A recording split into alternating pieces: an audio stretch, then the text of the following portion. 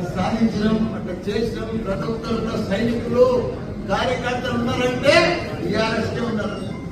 ఇవాళ ఒక పిలుపుతో ఇంతమంది వచ్చారు ఒక కార్పొరేషన్. ఇంకా సగం మంది జర కన్ఫ్యూజ్ ఉండి రాలే, లేకపోతే ఇవాళ ఇంత పెట్టాలంటే సరిపోను.